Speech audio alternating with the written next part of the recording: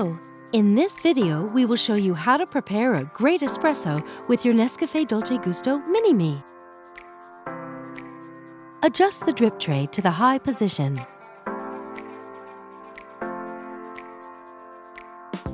Place your cup.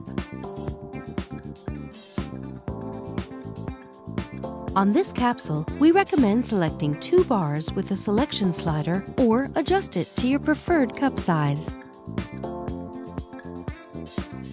Lift the locking handle.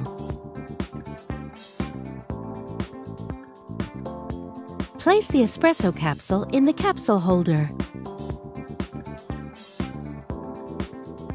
Push down the locking handle.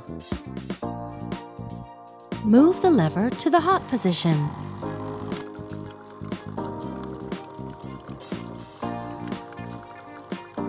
Once the coffee flow has stopped, the lever automatically returns to the stop position and the power button blinks red. Don't lift the locking handle until the power button turns green.